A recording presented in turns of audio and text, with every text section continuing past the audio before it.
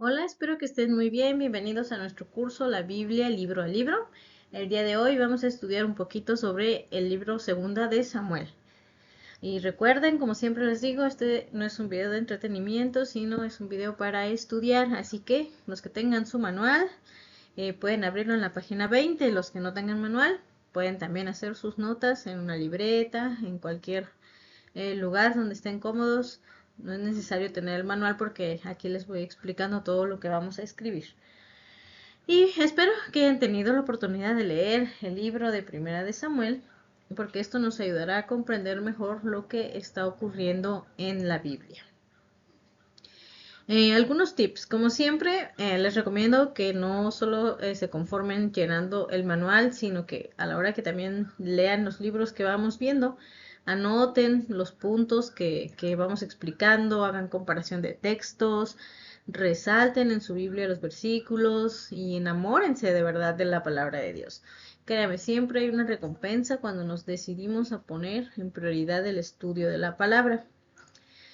Y una vez más, les recuerdo que el objetivo de estos cursos es conocer, conocer mejor la palabra, porque mientras más la conozcamos, menos pueden engañarnos, ¿no? Hay mucha gente que hoy en día lucra con todo esto, usan la palabra de Dios para manipular a la gente, pero si nosotros la conocemos y la estudiamos, cualquier persona va a venir y no va a poder engañarnos, atemorizarnos y robarnos lo que ya sabemos porque nosotros conocemos la escritura.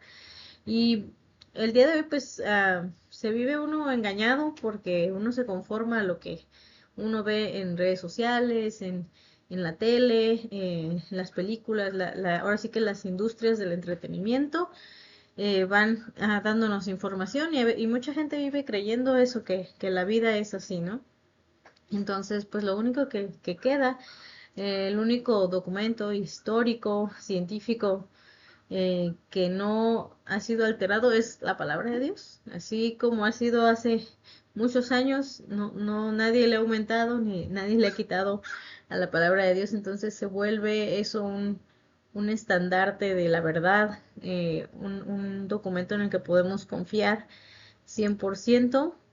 Y es por eso que para mí es muy importante hacer estos videos, dar estas clases, porque quiero que la gente no deje de ver la palabra de Dios como algo difícil, como algo confuso, como algo muy largo de leer, porque sí, evidentemente es larga, pero no quiere decir que no podamos, que no lo entendamos. Entonces, ese es uno de los objetivos, así es que bienvenidos y pues vamos a comenzar con Segunda de Samuel, como ya les comenté. Bien, recordando lo que hablamos en la clase anterior del libro de Samuel, Samuel es un solo libro, solo que por su longitud, para cuestiones de estudio, de referencia, pues se dividió en dos partes, ¿no? Primer libro de Samuel, segundo libro de Samuel. Estamos ahorita en la parte del segundo libro de Samuel, lo estamos estudiando de esta forma para poder abarcar más historias y que podamos llevarnos un contexto más amplio, ¿no? De lo que es el libro de Samuel. Eh, Samuel en hebreo significa Dios escuchó. Si usted no ha visto el video anterior, puede consultarlo en este mismo canal de YouTube para que entienda un poquito más sobre por qué le pusieron este nombre de Samuel al libro, que Samuel es uno de los protagonistas principales, muy probablemente su autor y además uno de los hombres que Dios utilizó para llevar a cabo el plan de salvación, es decir, la vida de Samuel, que estuvimos analizándola en la clase pasada, en la primera parte de este libro de Samuel. Así es que vamos a ver la segunda parte. Bueno, ahí en su manual, página 20, ¿verdad? Dice, segunda de Samuel, cuando nos apartamos del consejo de Dios. Bueno, vamos a colocarnos ahí en nuestra línea del tiempo que siempre les pongo. Si no tiene el manual, usted puede dibujar esta línea y podemos colocar ahí pueden colocar ahí los años, más o menos. Esto es un aproximado, lo que yo les he puesto ahí. eh, digamos, estos años son unas aproximaciones Nosotros nos encontramos aquí al final de la línea del tiempo en el año 2025 y esto es una cuenta atrás de los años, ¿no? Entonces, vamos a colocarnos en la línea del tiempo en el año de 560 a 540 antes de Cristo, más o menos, es lo que yo les he puesto ahí. Ya si ustedes gustan, pueden ponerle ahí un asterisco, un tacho, un círculo, alguna marca, ¿verdad? Que quiere decir que este libro se escribió más o menos alrededor de estos años, ¿sí? Ya nos vamos acercando más al relato de la cruz de Cristo, digamos en esto de la línea del tiempo. Pero por lo pronto vamos a colocar así esta marca, donde dice en escritor inspirado, en este cuadrito, escritor inspirado, vamos a colocar el nombre, vamos a poner ahí desconocido, y abajo podemos poner a Samuel como el escritor, lo podemos poner entre paréntesis o como ustedes gusten. Eh, Porque pues este libro y sobre todo esta parte segunda de Samuel ya habla un poquito más acerca de después de que murió Samuel, ¿no? Entonces como que, ¿quién escribió después de que murió? Pues es como, digamos, la incógnita, pero sin embargo, pues Samuel tenía discípulos que pues se dedicaban también a escribir y seguramente ellos se encargaron ¿cómo se llama? De completar esta parte, ¿no? De segunda de Samuel. Estos discípulos eran profetas de Dios llamados Natán y Gad, es solo un dato para la curiosidad. Y bueno, son las especulaciones que se tienen como resultado de, pues eso, intensos estudios. Pero para nuestra clase y todo esto, no necesitamos meternos tanto en rollos. Entendemos que el autor verdadero, ¿verdad? De todos los libros de la Biblia es Dios, y los escritores, aunque fueron muy importantes y muchos de ellos los protagonistas de los propios libros, ¿verdad? Pues no son mucho más importantes que el autor es Dios, el Espíritu Santo, quien les dio todas estas palabras para que quedaran escritas. Después en personajes principales, vamos a poner David, Betsabé, Natán, Joab y Absalón. Y en el lugar de la narración, perdonen, aquí vamos a poner en el lugar de la narración Israel unificado por David. O sea, Israel como la nación de Israel, ese territorio, ¿verdad? De la tierra prometida que hemos estado analizando en las clases anteriores. Y ahí entre paréntesis yo le puse unificado por David porque, vaya, nunca había habido tanta unidad en el pueblo de Israel hasta que llega David. Pero ahorita vamos a platicar. Y bueno, pues como nada más como referencia, pues David, ya conocemos a David. David fue el segundo rey de Israel. Él fue un pastor de ovejas, un músico, un poeta y pues uno de los más grandes personajes de la historia del pueblo de Israel. Betsabé fue la mujer con la que David comete adulterio, ¿verdad? Donde podemos conocer este, esta situación de David, ¿no? De la debilidad de David, así como todos, ¿verdad? Como todos de alguna manera tenemos esos deslices en la vida, pues en él no es la excepción. Entonces, eso fue Betsabé. Y Natán es el profeta que está ahí con David. Acuérdense que Dios siempre tenía esas personas que apoyaban a los reyes, eh, transmitiéndoles el mensaje de Dios. Dios hablaba con estas personas y estas personas iban con los reyes porque muchas veces, y lo vamos a ver en los siguientes libros, muchas veces los que gobernaban, pues por el, no sé, por el poder o por el pecado, lo que sea, se corrompían. Entonces Dios enviaba siempre a una persona que pudiera volverlos a regresar, ¿verdad? Al camino. Esos eran los profetas de Dios. Y ya los vamos a ver con más calma más adelante, pero Bueno, en este caso el profeta que estaba ahí con David era este señor Natán. Y bueno, Joab era el capitán del ejército de David. También cuando lean el libro, pues se van a asombrar, ¿verdad? De tantas historias de valientes que tiene. Y bueno, pues Joab es una de esas personas importantes porque pues estaban al lado de David en todo momento. Después tenemos a Absalón. Absalón es uno de los hijos de David. Lo he puesto aquí porque es como parte del resumen principal. David tuvo muchos más hijos. Ya también igual, ahí se los dejo de tarea, que descubran todos los nombres de los hijos de David y qué hizo cada uno, ¿verdad? Hay algunos hijos que tienen más, digamos, protagonismo que otros. En este caso, pues para lo que estamos estudiando hoy, pues Absalón es una joyita de persona que vamos a checar ahí algunos comentarios de Absalón. Entonces, bueno, esto vamos a poner, y si ya lo tienen listo, vamos a continuar. Enseñanzas principales. Bueno, en enseñanzas principales, ahí en su manual, ahí vamos a anotar esto: la muerte de Saúl y Jonatán, el éxito de David, el arca del pacto en Jerusalén, el pecado de David y el ocaso de David. Es decir, sus últimos días en la tierra. ¿Sí? Si no tiene manual, usted anota este título y anota estas viñetas abajo, o sea, no hay problema. Les digo, el manual nada más es un compendio, ¿verdad? De todo lo que estamos escribiendo, pero si no tiene usted el manual, no se preocupe.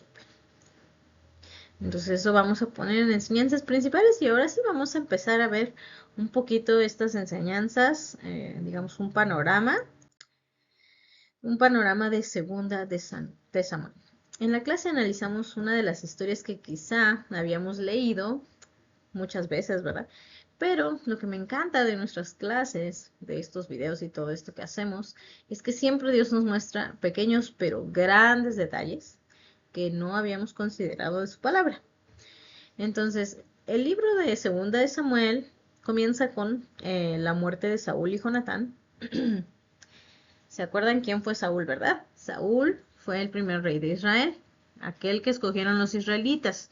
Era un hombre guapo, alto, bien parecido, fuerte, tenía todas las características que a los ojos humanos eran suficientes.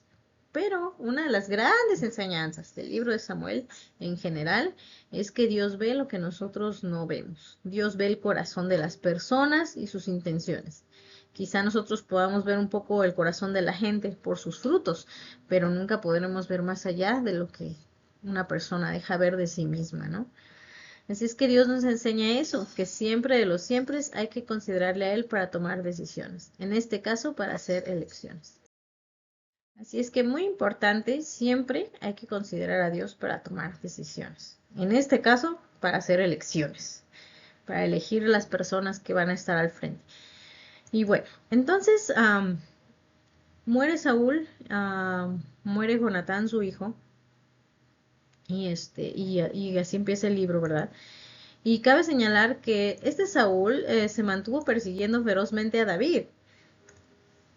Saúl como rey le tenía celos a David, le tenía envidia, procuraba matarlo.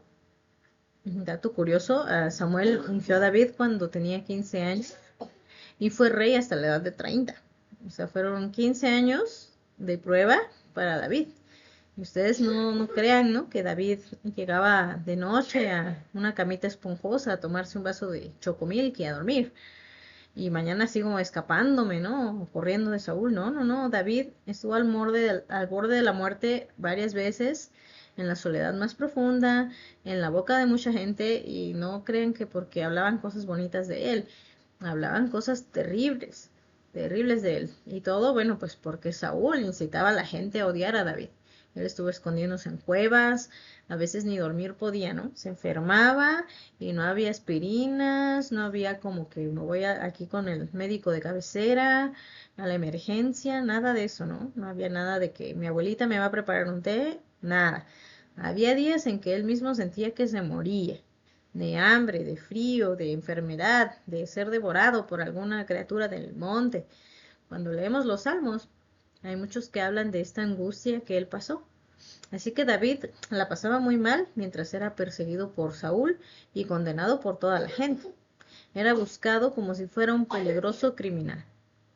Evidentemente, cuando él no había hecho otra cosa que servir y hacer el bien al rey Saúl. Pero bueno, así son las cosas. Saúl le tenía una envidia feroz. Entonces, pues le llevan la noticia a David cuando Saúl y Jonatán mueren. Le llevan la noticia y le dicen, hey, tu peor enemigo ya se murió. Así como que el que llevaba el aviso iba muy contento, ¿verdad? Y pues nada, que pensaban que David iba a sacar un confeti y las copas para hacer un fiestón. Y pues nada, que David lloró. Y lloró tanto por la muerte de Saúl y Jonatán, ¿no? Que de plano escribe un tremendo cántico que le tituló el Cántico del Arco. Y además ordenó que ese cántico se le enseñara a todas las familias de Judá. ¿Sí? Entonces aquí es como comenzamos a ver qué clase de hombre era David.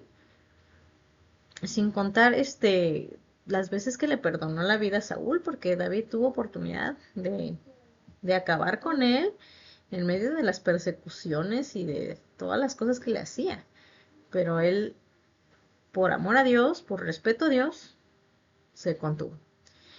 Y bueno, esa es otra de las grandes enseñanzas de Dios hacia nosotros. Cuando leemos en la Biblia que dice que David tenía un corazón conforme al corazón de Dios, es como decir, la forma en que actuaba David era agradable o acepta para Dios. Un Dios santo y amoroso. Y qué tremendo impacto, ¿verdad? El de la gente que al ver la caída de Saúl pensaba que David se iba a poner a celebrar y no. Hubo un duelo tremendo porque fuera como fuera, Saúl era el rey y Dios lo usó y Dios estuvo con él, aunque después Dios se apartó de su espíritu por su arrogancia y por todo lo que pasó, ¿no? En primera de Samuel, aún David honraba que él era el rey legítimo, ¿no? Entonces, cuando los que ya leyeron primera de Samuel, ya sabrán de qué estoy hablando. Y los que no lo han leído, pues anímense a leerlo. Está muy interesante. De verdad que primera de Samuel está muy, muy emocionante también. Y bueno, pues ¿qué clase de hombre es este David? Segunda de Samuel narra una carrera en ascenso de David, con muchos éxitos, muchas batallas ganadas. La gente lo aclamó cuando tomó el trono. eh, Se pusieron muy contentos. El país, en lugar de ser unas tribus por allá lejanas y otros hermanos por allá, súper lejanos, se unificaron. Se unificaron, se hizo un solo pueblo en verdad y se sometieron al gobierno de David con gozo, o sea, con ilusión. Pudieron reconocer que Dios estaba con David. Entonces David logra unificar a todo el país, una sola nación bajo su reinado, ganó territorio para la nación de Israel, vaya, o sea, conquistando tierras nuevas y haciendo más grande el país. Y cuando David ya estaba en su palacio, ¿verdad? Reinando, meditó. Pues ¿quién soy yo para vivir en un palacio? Y la casa de mi Dios es una tienda. ¿Sí? Él construyó su palacio, su fuerte, ¿no? Actualmente le llaman la ciudad de David. Todavía hay muchos vestigios arqueológicos de esta ciudad. Y ahí vivía David en su palacio, pero él se acordó de el arca del pacto, ¿verdad? El arca de Dios, esa que platicamos de que estaba en Silo, ¿se acuerdan? Ese lugar donde la presencia de Dios se manifestaba visiblemente y que en primera de Samuel incluso fue robada, ¿no? Por los filisteos y todo eso. David se acuerda de esta arca y dice, como yo vivo en un palacio y el arca de Dios, en donde adoramos y en donde cantamos y donde ofrecemos los sacrificios, vive en una carpa. No, no, no, y él estaba en su corazón construir, construir un templo para poner el arca y hacer todo, o sea, hacer todo, digamos, grandioso para la adoración. Acuérdense que eh, palabra clave de todos estos libros de aquí en adelante es a la adoración. Y David no es la excepción, es un gran adorador. Um, Así es que, bueno, él se preocupa por eso, por ver el arca de Dios de entrada. am, como les decía, cuando la robaron los filisteos en una de las guerras. Después ellos, el arca de Dios en el país enemigo, ¿verdad? De los filisteos empezó a hacer tremendas cosas con ellas.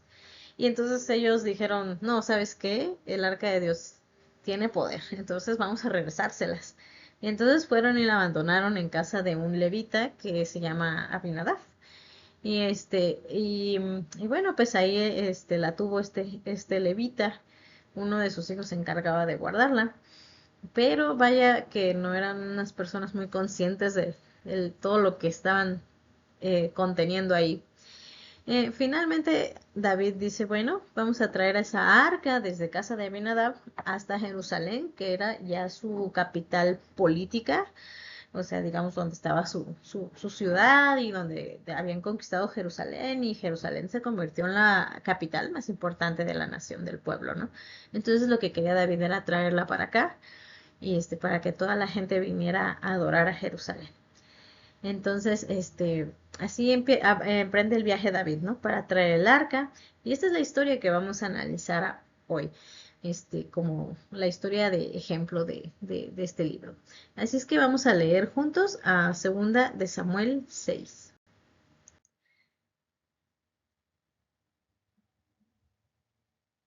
Segunda de Samuel 6. Voy a leer desde el 1, ¿ok? Una vez más, David reunió a los 30,000 soldados escogidos de Israel. Con estos soldados y todo su ejército partió hacia Balá de Judá para trasladar de allí el arca de Dios, sobre la cual se invoca su nombre, el nombre del Señor de los ejércitos, que reina entre los querubines. Bueno, para los que no se acuerden, así más o menos, este es un dibujito muy, muy simple, ¿verdad? Del arca del pacto, que al final era una caja recubierta con oro, con unas especificaciones muy claras. Y adentro se supone, bueno, no se supone, adentro guardaban los 10 mandamientos que Dios le dictó a Moisés y la vara de Aarón. Sí, era como el significado de que la palabra de Dios era lo más importante que tenían. Era el objeto más sagrado de su templo, y la presencia de Dios descendía sobre esta caja de maneras, cuando descendía como fuego, pues bajaba un fuego visible y completamente real encima de esta caja. Entonces, era una manera que Dios estableció como de hacer contacto entre el cielo y la tierra, ¿no? Era como, voy a hacerme visible para ellos, este, a través de esta caja, ¿no? Que les mando construir. Entonces, um, dice 2, con estos soldados y todo este ejército partió hacia Balá, ¿no? Para trasladar de ahí el arca de Dios. Luego el número 3 dice, colocaron el arca de Dios en una carreta nueva y la sacaron de la casa de Abinadab, que estaba situada en una colina. Es decir, estaba, digamos que de bajada, o sea, estaba en un lugar alto y iban a bajar a través de la colina. Y dice, Usa y Ahio, hijos de Abinadab, guiaban la carreta nueva que llevaba el arca de Dios. Ahio iba delante del arca, y luego mientras David y todo el pueblo de Israel danzaban ante el Señor con gran entusiasmo y cantaban al son de arpas, liras, panderos, sistros y címbalos. Bueno, era toda una pachanga, iban bien contentos. Luego el 6 dice, al llegar al campo de Nacón, los bueyes tropezaron, los bueyes que llevaban esta carreta, ¿verdad? Tropezaron, pero Usa extendió las manos y sostuvo el arca de Dios. Entonces, ahí, híjole, se cae, se cae, se cae, y que pone la mano Usa. Dice, entonces la ira del Señor se encendió contra Usa por su atrevimiento y lo hirió de muerte. Bye, Usa. De modo que Usa murió junto al arca de Dios. Bueno, aquí vamos a explicar un poquito qué fue lo que pasó. Dice en el 8, David se enojó porque el Señor había matado a Usa, así que llamó a aquel lugar Pérez Usa, nombre que conserva hasta el día de hoy. Aquel día David se sintió temeroso del Señor y exclamó, ¿cómo voy a traerme el arca de Dios? Y como ya no quería llevarse el arca del Señor a la ciudad de David, ordenó que la trasladaran a la casa de Obed-Edom junto a Gat. Fue así como el arca del Señor permaneció 3 meses en la casa de Obed-Edom de Gat, y el Señor bendijo a Obed-Edom y a toda su familia. ¿Qué pasó aquí? Bueno, hay muchas enseñanzas alrededor de esta pequeña narración. Primero que nada, Dios estableció reglas muy estrictas referentes a la adoración, ¿sí? Y el arca del pacto era un símbolo muy importante, es más, era el objeto central de la adoración, porque representaba la mismísima presencia de Dios. Entonces, en Éxodo 25, del 10 al 22, Dios establece cómo debe de ser llevada el arca del pacto, ¿sí? El arca del pacto debe de ir cargada en los hombros de los levitas, ¿sí? No pide carretas nuevas el Señor. O sea, Dios nunca les dijo, bueno, cuando la quieran transportar, ahí le hacen una carreta bonita. No, no, no. Si hubiera sido, pienso yo, si hubiera sido en nuestros días, ¿verdad? El transportar el arca, a lo mejor David hubiera ofrecido un helicóptero o a lo mejor un jet privado, no sé, ¿no? Y pero nada de eso impresiona a Dios. Lo que Dios realmente valora de nosotros es la obediencia a su palabra. Y su palabra dice que él debía llevarse cargando en los hombros, ¿no? Entonces yo les decía en la clase, a veces pensamos que nuestros lujos y comodidades de la vida moderna, están bien, ¿no? O sea, es como que, ay, qué bonito vivimos ahora, ¿no? Pero muchas veces esas comodidades nos llenan de ignorancia y por ende nos llevan a la desobediencia, ¿no? O sea, mientras más cómodos, menos estudiamos, menos aprendemos y menos conocemos a Dios. Y de verdad, es muy grave. O sea, suena como chistoso, pero es grave. Yo les hacía esta pregunta: ¿cuánto de nuestro servicio a Dios lo hacemos con un gran esfuerzo personal y físico? ¿No? ¿Cuántas veces nos despojamos de nuestra comodidad para servir a Dios? ¿Cuántas veces renunciamos a esa comodidad para hacer algo para Dios, en lugar de buscar acomodar las cosas de Dios a nuestra comodidad, ¿no? Como les pasó a estos muchachos, ¿no? Otro ejemplo que les daba es que actualmente hay muchos servicios que se hacen según para Dios, ¿va? Con luces, música, producción, los instrumentos más novedosos, el escenario, con bailes y coreografías y todo el rollo, ¿no? Humo. Pero todo a veces lo hacen sin consultar a Dios, sin conocer realmente su voluntad. Y no sé, a lo mejor el que diseñó estas ideas modernas lo tiene muy claro, pero la gente termina a veces perdiéndose porque piensa que entonces lo bonito tiene que ser así. Y luego es como, no se trata de lo bonito, no se trata de lo que nos agrada a nosotros, se trata de lo que le agrada a Dios, ¿no? ¿Alguna vez se imaginaron que esta narración tuviera una enseñanza tan importante y profunda? ¿No? Esta historia, ¿no? Como, porque a veces decimos, ay, se murió, pues, ay, pobrecito, pues si él intentó ponerle la mano, pues se iba a caer. Y pues es como que, pues que la intención no es lo que cuenta. La intención no es lo que cuenta es alinearse a lo que Dios establece en su palabra. Si se hubieran alineado, no hubiera muerto y sería otro cantar. De hecho, en la siguiente vez que se llevaron el arca, ya no la pusieron en la carreta, ya la llevaban cargando. Hay muchas imágenes, donde, donde aparece, ¿no? O sea, dibujos, ilustraciones donde lo pueden ver gráficamente, ¿no? Como ya la llevan cargando en los hombros. Claro, o sea, David se dio cuenta. David, al final se da cuenta de que no es que no la pueda trasladar o que si la traslada va a pasar algo malo. David se da cuenta que se trata de hacer las cosas como Dios quiere. Y muchísimo cuidado con la adoración, porque eso es lo más importante para Dios. Ese punto de comunión, ese punto de comunicación con Dios, ese punto de entrega a Dios, ese punto en donde Dios gobierna, en donde Dios es el centro, es lo más importante que no podemos dejar a la ligera. Entonces, qué curioso que una narración que a la vez hemos leído muchas veces o la conocemos, ¿no? De oídas. Pero si nos vamos al detalle, nos damos cuenta de que Dios nos está recordando eso. Hey, tengan cuidado con la comodidad, tengan cuidado con este tipo de situaciones, ¿no? Am, y pues también eso es algo que me gusta de la palabra de Dios, que es un libro vivo. Es un libro vivo porque aunque lo leemos y lo leemos, Dios nos enseña lo que Él quiere enseñarnos en el momento correcto, ¿no? ¿No? Y entonces, les decía, Dios no es una cosa mística, es una cosa de leer, de entender, meditar en su palabra, con esfuerzo, sí. Si no, si no, no estuviera usted ahorita escuchándome hablando, ¿va? Porque seguro ya los cansé con mi voz y todo, pero usted sabe que no lo está haciendo para mí.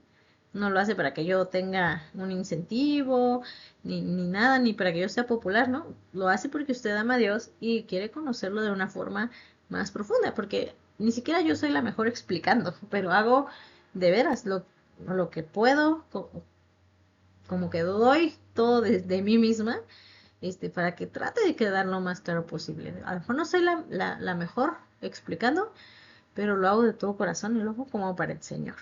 Entonces, pues espero que eso, este tipo de detalles le sirvan a usted para que cuando esté leyendo la Biblia, no lea como cuando tiene una flojera de leer y nomás más va leyendo, pero va pensando en otra cosa, ¿verdad? Va pensando en los afanes, en lo que tienen que comprar, en lo que no hay en el refri, en lo que hizo fulanito, sutanito. No, no, no. Cuando lea, busque esos tesoros de la palabra de Dios. Esos pequeños textos donde, ah, pregúntese, ¿por qué pasó esto? ¿Qué fue lo que cambió? ¿No? Y entonces descubrimos estas historias tan tremendas. Y bueno, bien, entonces rápidamente. Segunda de Samuel va a ser uno de esos libros que nos mantienen pegadas al asiento cuando lo leemos. Vamos a hablar rápidamente de las demás historias en Segunda de Samuel, las que no vamos a profundizar, solo mencionar por cuestiones de tiempo, ¿verdad? Ya ustedes con su Biblia las van a leer con calma. David era un personaje extremadamente exitoso en la guerra, en el gobierno, en la adoración, pero en un momento de comodidad, donde se permite fallar, pues tiene este tema con Betsabé. Y bueno, y a Dios le agradó poner esta historia en la Biblia.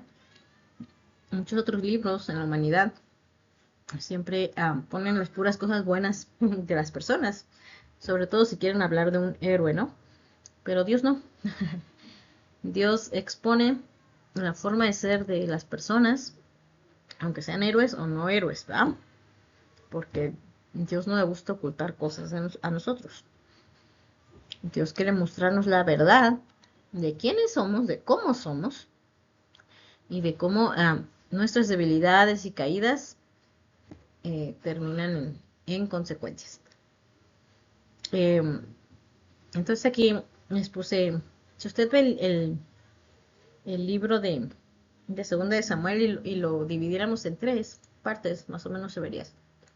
La primera parte, que ya platicamos, es esa parte donde David tiene grandes conquistas, donde trae el arca del pacto a Jerusalén, edifica una ciudad tremenda, ¿verdad? Donde está su palacio y bueno, hace muchos cambios eh, internos en el país, muy buenos, y le pide a Dios, ¿no? El construir un templo donde Dios le dice que no.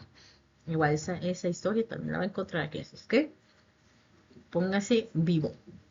Entonces en la siguiente parte, la historia es que no vamos a analizar, pero sí les quiero dejar un contexto, es que, bueno, David peca con Betsabé, comete adulterio de la manera más vil, esto lo lleva a cometer un asesinato, entonces una cosa la fue llevando a la otra, es como regularmente funciona la tentación y luego el pecado, o como cuando las mentiras, ¿no? Hay una mentira piadosa y luego esa mentira piadosa te hace que digas otra y otra y al rato ya uno no puede, ya uno hasta ni sabe en qué momento se perdió, ¿va? De decir mentiras piadosas. Pero bueno, así funciona. Hasta que las consecuencias de esta y otras decisiones, pues, hicieron que su familia cayera a pedazos. Um, Después se arrepiente David y le pide perdón a Dios. Am, Dios lo perdona, sí, Dios perdona. Ujú. Pero eso no tiene que ver con las consecuencias, acuérdense. Lo que sí tiene que ver es que si Dios no lo hubiera perdonado, o si David no se hubiera arrepentido, ejemplo que ya vimos con Saúl, am, pues Dios se hubiera apartado de él. Y ni a viejo, yo creo, ni a viejo llega, ¿no? David, ¿no? Porque era una persona que era amada y odiada, o sea, amada por su gente, odiada por sus enemigos. Era una persona que podía temer por su vida en cualquier momento. Entonces, Dios estuvo con él hasta viejito y le enseñó muchas cosas y le dejó eso como ser una de las personas más importantes de la Biblia. Incluso le dio esa promesa de que a través de él y de su linaje iba a venir Jesucristo, lo cual a nadie, o sea, nadie le había dicho así tan tremendo como le dijo, voy a establecer tu trono para siempre. No porque iba a vivir para siempre David, sino porque a través de su descendencia iba a venir el Mesías. Entonces, Dios lo perdona. Su familia se desmorona, después vamos a encontrar las historias de sus hijos. Ahí se van a encontrar una historia terrible entre Tamar, Amnón y Absalón. Pues resulta que Tamar y Amnón eran como medios hermanos. Y luego este cuate viola a Tamar, así mal plan. Y luego el hermano de Tamar, este Absalón, pues cuando se entera, pues no, no se queda con las ganas y mata a Amnón. O sea, una bola de asesinatos y violaciones entre sus propios hijos. Y bueno, pues resulta que ese tal Absalón, pues tiene un carácter tremendo.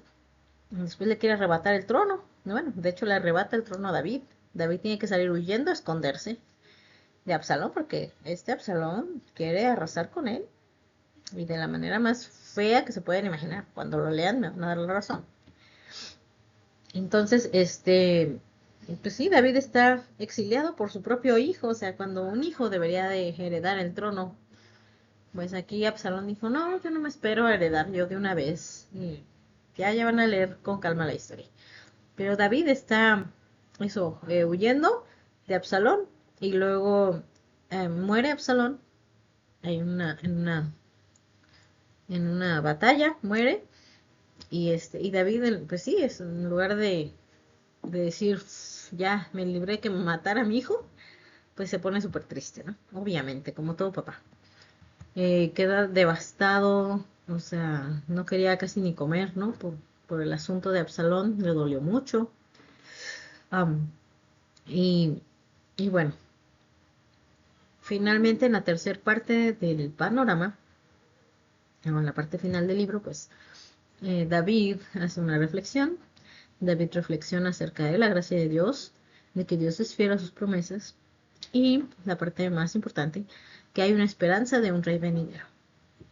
Sí, les digo que es clave porque de alguna manera Dios empieza a mostrarle al mundo la idea del plan de salvación, cómo iba a ser, por medio de quién, cómo nos iba a salvar, ¿no? Cómo iba a salvar a la humanidad. Entonces, tanto Ana al principio de Primera de Samuel como David al final de Segunda de Samuel hacen un cántico, escriben un cántico en donde habla de estos puntos. La gracia de Dios, Dios es fiel a sus promesas, a pesar de los hombres, y de que hay una esperanza de un rey venidero. Y pues finalmente los últimos días de David, vamos a ese viejito. Ojalá algún día tengamos tiempo de hacer un análisis de quién fue David. Hay libros enteros, ¿verdad?, que hablan de David y todas sus hazañas. En los siguientes libros va a volver a aparecer David por ahí, estoy casi segura. Em, pero por lo pronto vamos a quedarnos con este panorama. Am, Vamos a quedarnos con este panorama, con esta idea. Y por último, pero no menos importante,